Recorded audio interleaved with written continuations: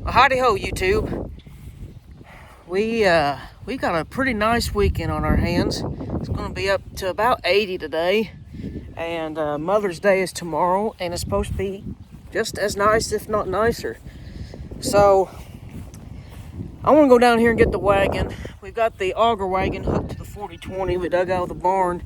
We're going to be putting our starter fertilizer on it, and then using that auger to load the planter with fertilizer when we go to plant corn here. The plan was to do that today. It was, as of a couple hours ago, Dad thought it might be just a little bit wet, so we kind of pushed that back. However, neighbors are planting right across from us, and we got the co-op back there spreading fertilizer on the other neighbor. So there's field work going. I don't know how it's going to actually be. He's back there in the field now. I actually see him. He's going to go back and check and see how wet it actually is. I'm going to move this up and get the tires aired up and grease the running gear on it. This thing don't see use but once every other year, so just gonna do a once over on it, check the tires. We may, if we think it's gonna go, we may call the feed store. They close at noon on Saturdays, but I've got the number for the guy out there. We may run in after hours, get a load of fertilizer, and then run down to our friend of ours, grab his planter, because that's what we use, and then see if corn will go. If not, then if we do all that and get it here and it doesn't look like it's going to go, then obviously we'll stop. But I think it will, just based off of everything else I'm seeing. I mean, the yard looks all right. That's not to say the field ain't, but the yard looks good. I honestly think that we could very well get going. There he's calling, so we'll see what's going on. Well, just got off the phone. Apparently, it's going to be too wet, so corn is not going to go today, unfortunately. I was kind of hoping it would. We'll see what tomorrow holds. I don't know. I'm not going to get my hopes up too much. But we'll see. I am, however, still going to do a once over on the wagon, make sure it's all right, air tires up, grease it, do the basics, and then I guess put it back in the barn until we get ready for it. There's no sense in leaving it outside if we ain't going to use it. So that's a bummer. It really is. You guys ever have one of those days where nothing just ever falls into place and everything feels like it falls apart? This week has been one of those weeks. Not just one day, but the whole week. It's getting a little old. I ain't gonna lie. It's really getting old. I'm trying to look at these tires, see what pressure they're gonna call for.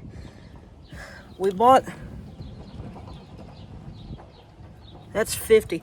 We bought this wagon on auction, a few years ago, and all four of these tires are different. Not one of them is the same. This tire calls for 45 max. This one's 50. This one is 60, and the front one over there you can't even read. So I don't know what to put them at, unless I put them all different, or else try to make them uniform. These tires are probably a lot older than me. Hey, look at this one, just about bald.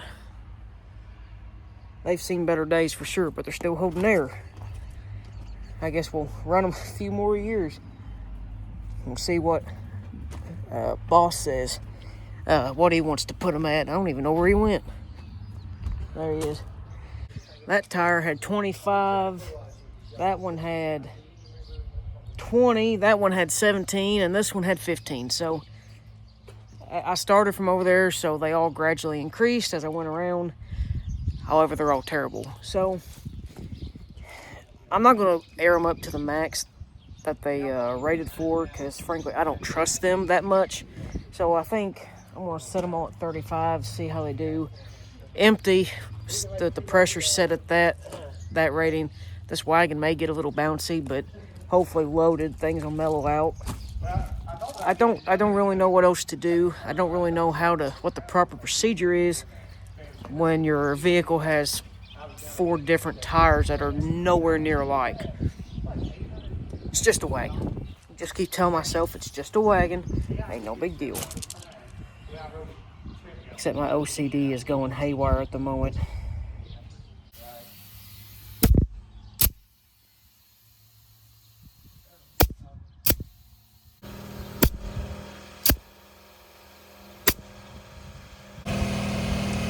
We're gonna call that good for now. 35.5, give her a little buffer room. I think she'd be all right.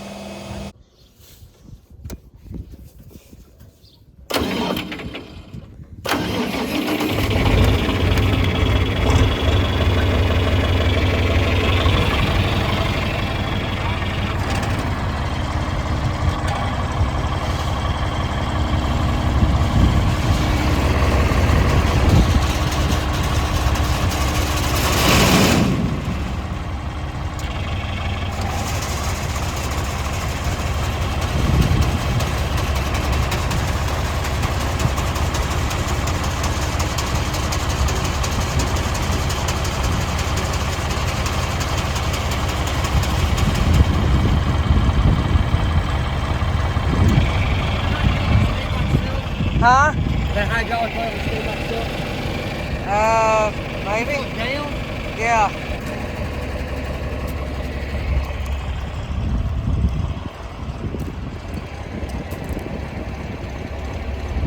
It's not moving down there. The auger? No.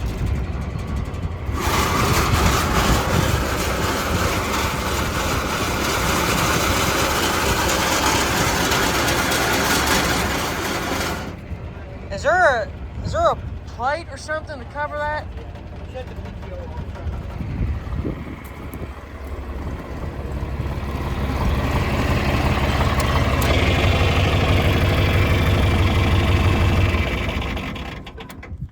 Got a couple rust holes in it too. I've been trying to put oil in it, or clean it out and put oil down in it. Yeah. That's a big enough hole, stuff will fall through that. Right down there. A rust hole? Yeah.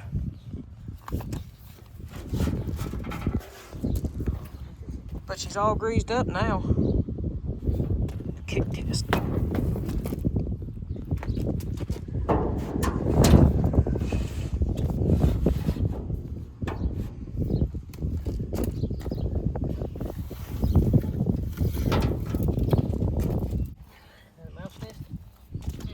Kind of looks that way.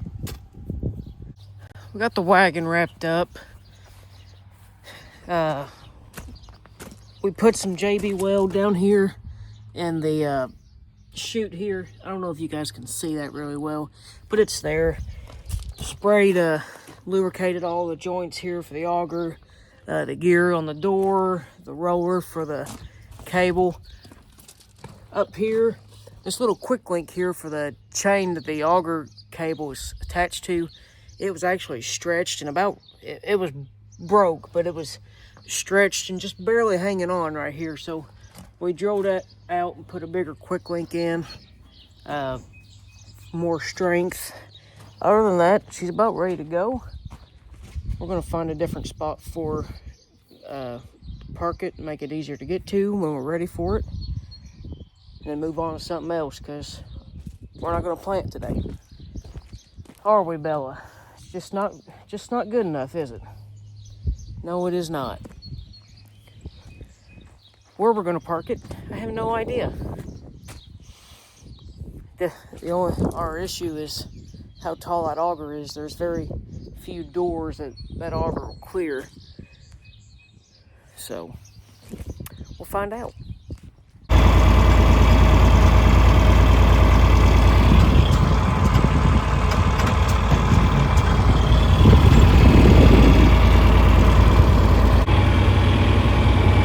That's in the barn. We're gonna go unload our seed corn onto the flatbed wagon, get that stored and out of the way. And I don't know what the plan is after that. I got a couple ideas in my head, stuff that needs done.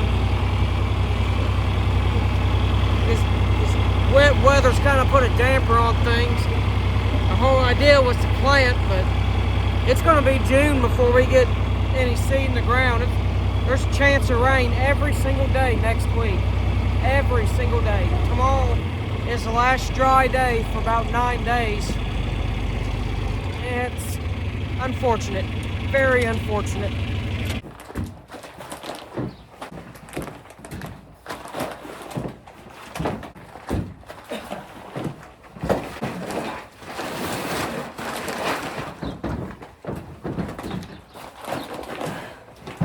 I went to the feed store, grabbed some feed, and pay a fertilizer bill. I guess we'll throw these bags back on the wagon. In case you guys can't tell, this hay wagon in here is kind of just like a catch-all, especially when we got feed, and we use this to haul our seed too. So when we get the planter here to get ready to plant, we'll probably back it down here, fill it up initially, and then go planting, and then when we need a refill, we'll just hook the wagon to probably the 4000, because the 4020 will be on the auger wagon that you guys saw a little bit ago. So we'll just have everything going all at once. But yeah, they're water tank, seed, shovel, and then gonna put the feed on there as well. So yeah, it's kind of just a nice convenient spot, especially right here next to the corn crib. Yeah, it don't really get used much for hay anymore. In fact, the last time it hauled hay was probably more than 15 years ago.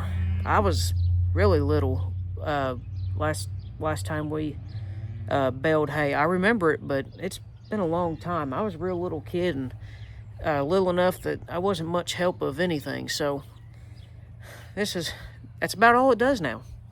It did do a hayride though, which that's pretty important. You guys know the drill.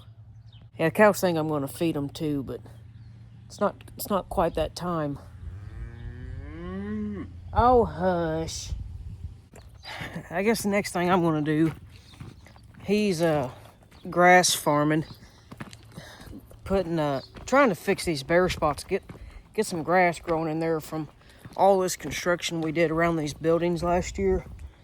There's a few spots around here where a lot of it's done all right, but there's a few spots where the grass has stayed bare and just can't get nothing to grow. So he's working on that.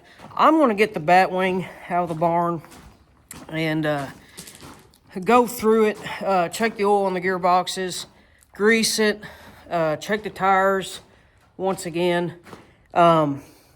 Basically just go through it and get it ready.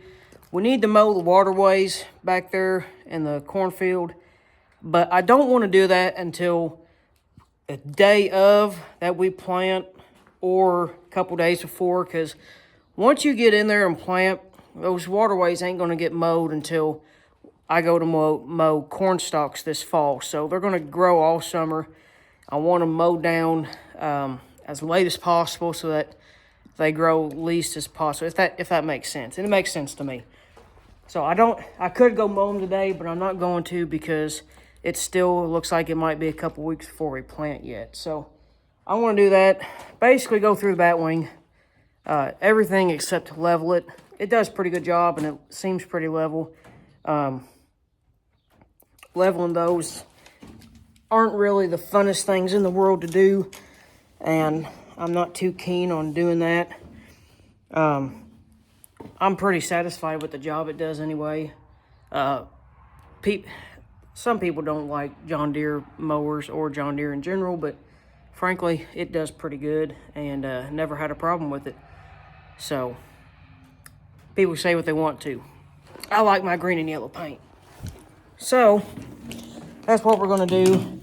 And I think what I'm going to try is I'm going to take the hydraulic hoses on that thing and color code them to the appropriate outlet on the SCVs. So that way when we go to plug them in, there's no guesswork. The outlets on this tractor aren't color coded. They do have a blue and green cap on them to plug them in on the Batwing, but there's nothing on here. So there's a little bit of guesswork going on every time we go to hook hydraulic hoses up around here. So I like to do that on the tractor. And then if I have time, go through to the manure spreader and maybe wait until we get that auger wagon back out. Yeah,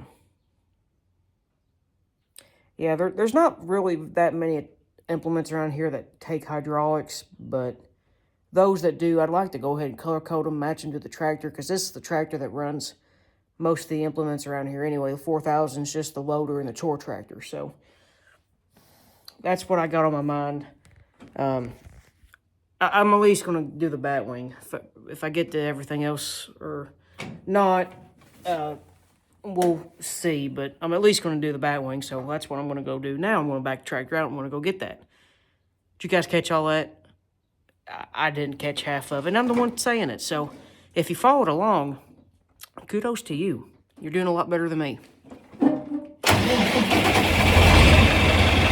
You know, it's ironic. I just got done talking about hydraulic hoses, and I hooked these up on the first try.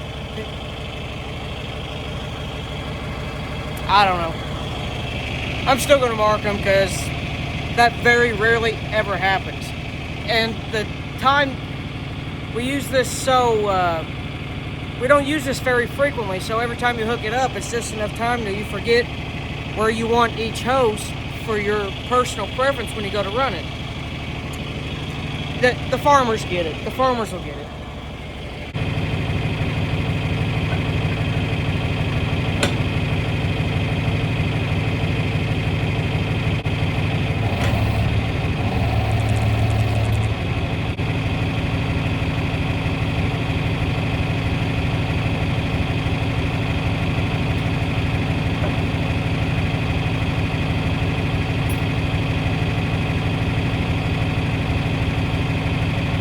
You know, it is 2025.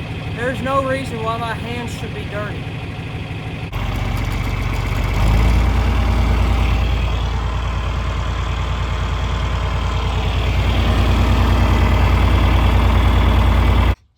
I got the whole thing greased here. Every grease fitting gone through. Check the tires, they're all even now.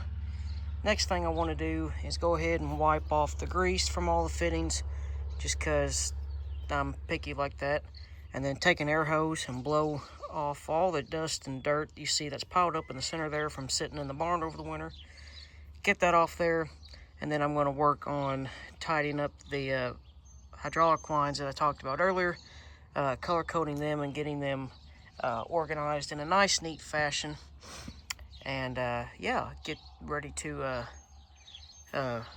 complete this project. It's just piddly stuff like this we got to go through, you know, every year, and sometimes, depending on how much you use something, you got to go through it more than once a year. It's just preventative maintenance that, you know, try to keep from having a breakdown in the future. The more you take care of something, the more it's going to take care of you. And that's what we're trying to do here. Just go through it, lubricate everything, get it going. I do need to check the oil in the gearboxes, although I'm pretty confident it's going to be all right because they haven't leaked. We did have one leak a few years ago, a couple years after we just got it, but the gearbox was still under warranty, so John Deere came out and replaced it for us. But other than that, that's about the only issue we've had out of that thing. It's been a pretty good mower. I say that, and then something drastic gonna happen this year.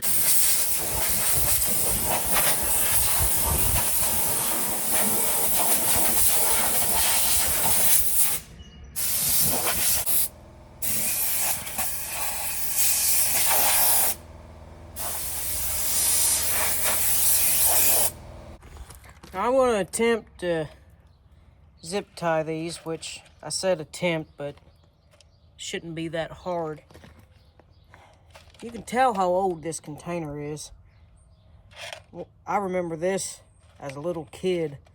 This container is as old as I am. You can tell it's been sitting where the sun hits it, all dry rotted and brittle and cracked, and still have plenty of zip ties in there, but I'm thinking that here soon this container is going to have to be retired.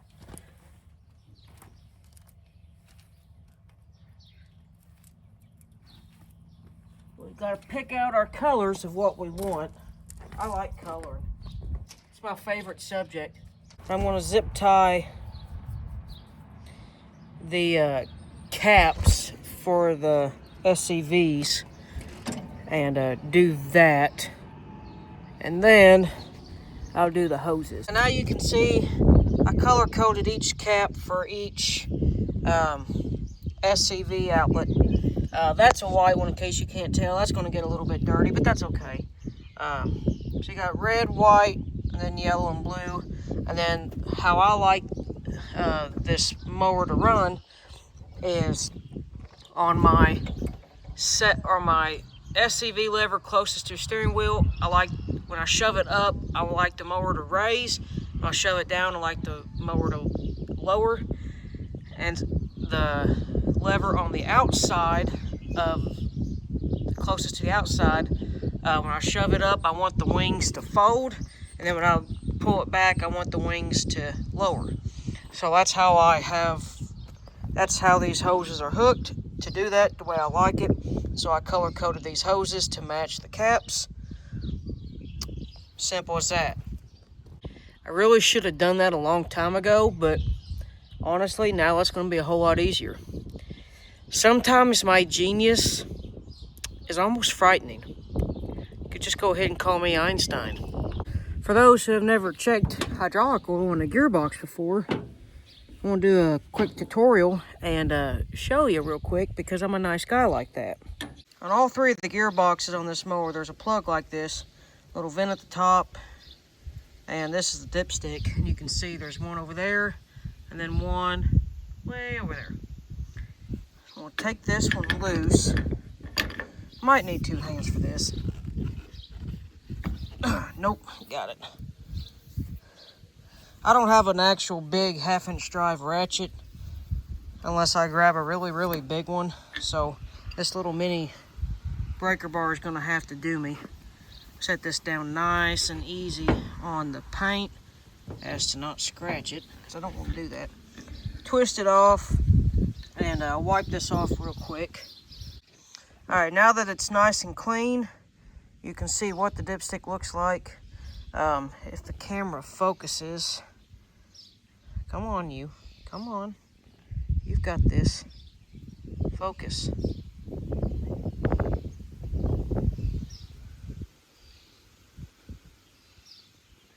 Why is it not focusing?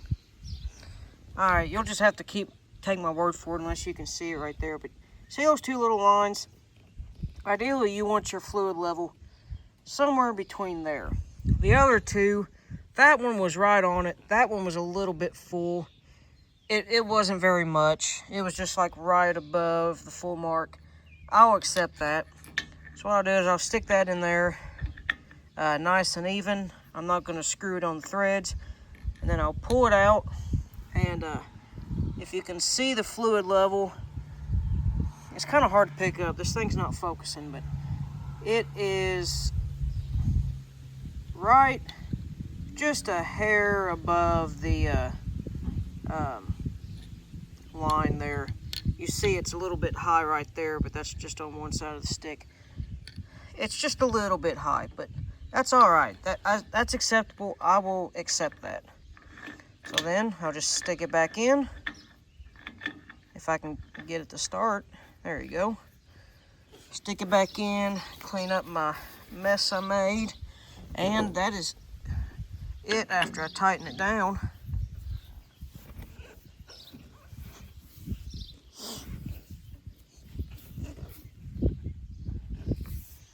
And voila, you're done. So now I've got the whole thing greased, all the tires checked, all the fluids and all the gearboxes checked. I blew it off. It's still a little bit dusty and it's got some bird doo-doo on it. That barn's full of birds anyway. Is what it is. And I've got the hoses, color cord. Ooh, that's a nice looking truck. He waved at me. I don't know who that is, but it's a nice truck. I like it. Anyway, got the hoses marked, so everything I wanted to do is done. I'm gonna have to get the piece that goes around the shaft there that holds that cover in place, because right now it's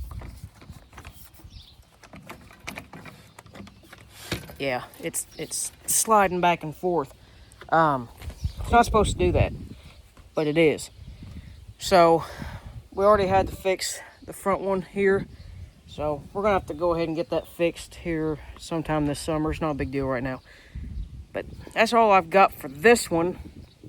I'll back it in the barn over there, and then I guess I'll pull around to the manure spreader. I'm not going to pull the manure spreader out, but I'm just going to hook the hoses up and color code them.